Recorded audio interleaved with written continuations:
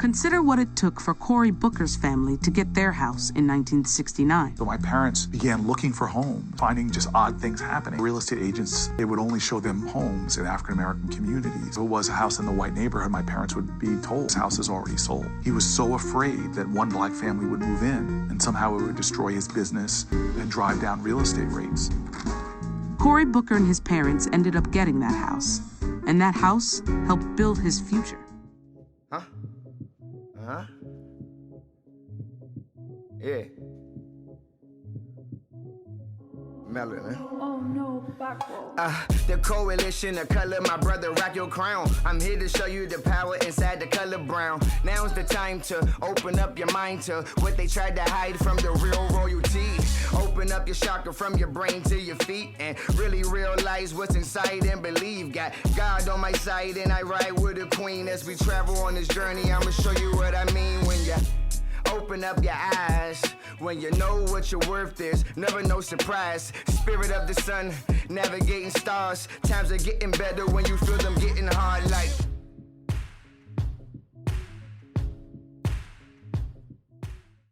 What's up, and welcome back to another episode of the Coalition of Color. If this is your first time joining us, I'm Justin. I'm Dominique.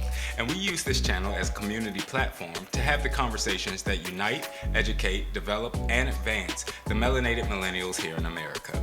If that sounds like something that you'd be interested in, you can join the coalition by hitting the subscribe button. You can also click the notification bell so that you know every time that we drop a new episode. So guys, last week we started the series, Does Racism and Systemic Oppression Still Exist in America Today in 2021? Here's the link to that episode, and thanks again to everybody that participated in the creation of that video. We really, really appreciate it. As promised, we are here to answer question number 1. Does race play a role in the wealth gap today? Often nowadays, because racism has mostly been a covert operation for at least our lifetime, people think about income when they think about the wealth gap. Now yes, it's true that what an individual brings home does play a part in this great divide. But with that, you would have to consider one's occupation, their location, their vocation, their education, and just about any other Asian that you want to put in there. The variables are just too many to count. Not to mention that that's a topic in and of itself. It's called income inequality. For the few minutes that we're here with you, we just want to keep it simple. Our focus is going to be on the accumulation of wealth over time. This has a lot less variables to consider and can almost completely be attributed to the racism and oppression since the origin of this country. According to an article by usafacts.org, data from the Federal Reserve shows that white households own 85.5% of the wealth in America. Compare that to black households at 4.2%. That's crazy. And Hispanics at 3.1%. That's even crazier. So how do these percentages convert to dollar signs, you might ask? Well, the average wealth of a black household is $140,000. Okay. While the average wealth of a white household is $901,000. A difference of roughly 6.5 times. So how did this happen? The easy answer would be very similar to the title of every episode on Kenya Barris's new show, #BlackAF, because of slavery. Well, that was easy.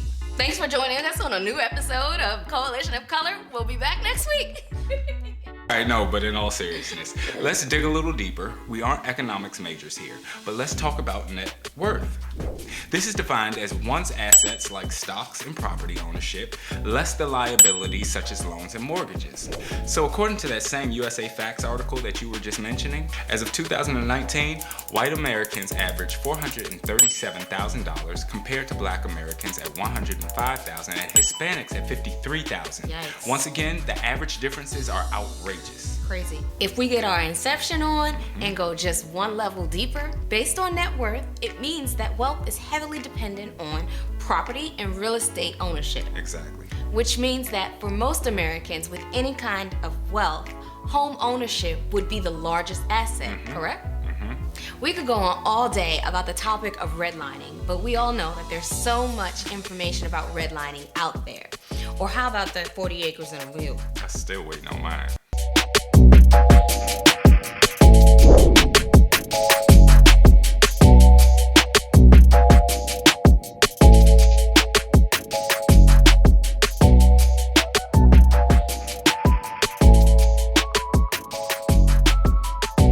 You can keep a mule. Just give me my 40 acres. So let's just sit here for the duration. The main cause of the wealth gap is property ownership or the lack of it here in America. For the purposes of answering our question, does racism play a part in it? Absolutely. We couldn't own property as slaves and for many years after. So the idea that once slavery ended, there was this rush of capitalism and access to the free market is just a false concept. This was just not the case. For example, there was absolutely no protection of black property.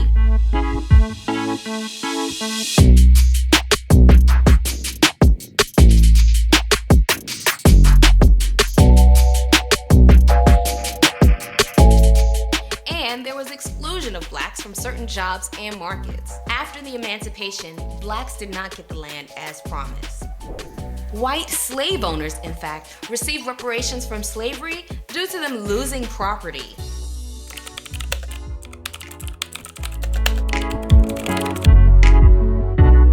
The first of many government assistance programs written for the expressed achievement of the white population. So even when they were losing, they were winning. They were winning. Blacks received the Freedmen Savings Bank, which was advertised to be backed by the full faith and credit of the U.S. government, when in all actuality, it wasn't. Typical. Nearly $3 million was lost on June 9th of 1874. The bank closed after about 10 years, which devastated the black community. Remember that this was all during a time of heavy segregation when most blacks were sharecropping, which meant that they were doing the same work that they were doing before they were previously freed from slavery. Now, this was all in order to pay for their housing and their land to live on. So that means that this was not a wealth-building time for blacks in America. Meanwhile, whites were able to take full advantage of the Homestead Act.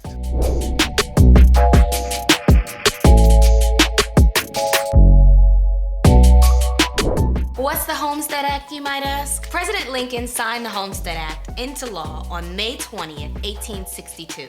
On January 1st, 1863, Daniel Freeman made the first claim under the act, which gave all citizens and future citizens, we are not talking about black people here, up to 160 acres of public land, provided they live on it, improve it, and pay a small registration fee. But remember, guys, this was not available for black people.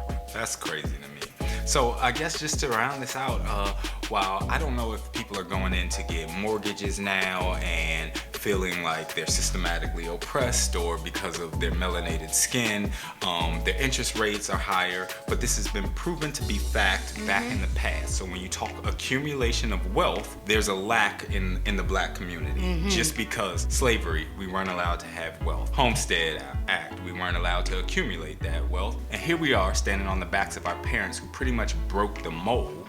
So it's on us to pretty much take this property ownership seriously and try to pass down as much property as we can to our children. That does not mean that we're gonna catch up to white America, but at least it's a step in the right direction. Absolutely. To piggyback on top of that, I just want to point out, I know plenty of black Americans that feel like you have a good credit score, right? And you're getting a good rate for your area. But remember that if you live in a predominantly black neighborhood, your value, the value of your house is not going to increase as it would if you took that same property and placed it into a white neighborhood. So it's just something to consider when you're deciding where you're going to purchase your home and how you want to accrue wealth with your assets. So for this episode, we were able to pretty much combine wealth gap and property ownership to show how race or racism does play a part in it still today, although it's not directly tied to it.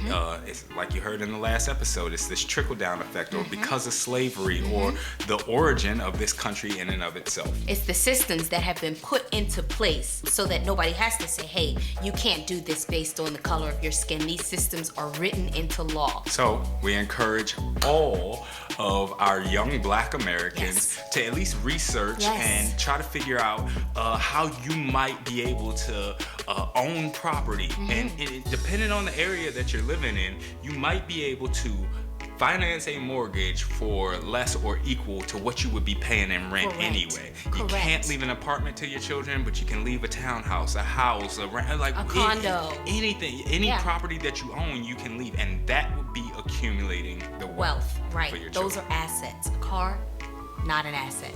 So let us know if you have any comments about the wealth gap and how race plays a role in it, or maybe if you think that race doesn't play a role in the wealth gap. Go ahead and comment in the section below and let us know what you think about those things. Thanks again for taking a second to watch our channel and check out this episode. We really appreciate the time that you put in. Don't forget to hit that subscribe button if you haven't already. Hit the like button because that definitely helps us out, guys. I know it doesn't seem like a lot. It means a lot. It does. And hit that notification bell so that you always know when we upload new episodes. Absolutely. I guess there's nothing else to say but what we say every week. Malcolm. Take us out.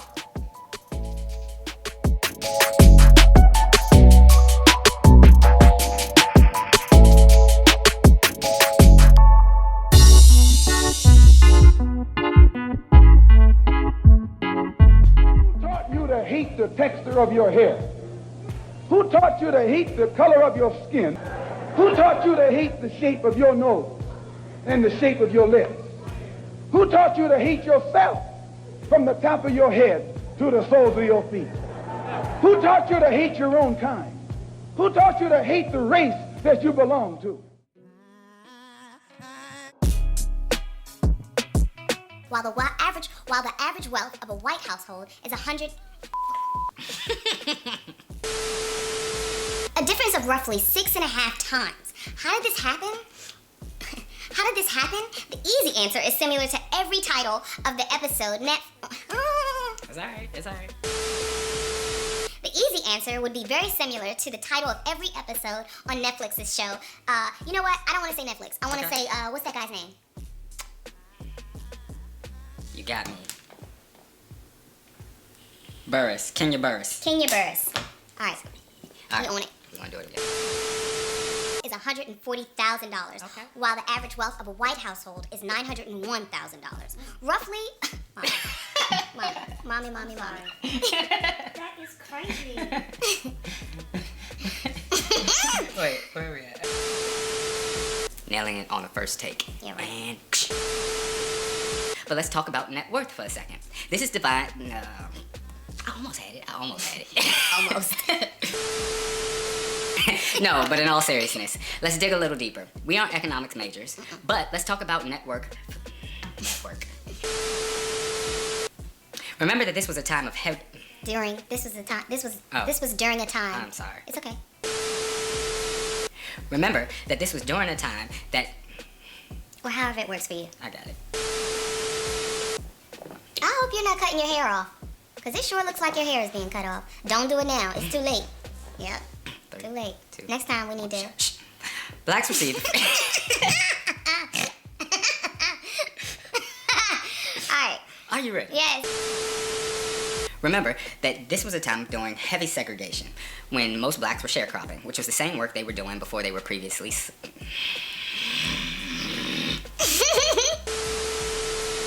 This was the same work that they were doing before they were previously freed from slavery in order to pay for their housing and land to live in.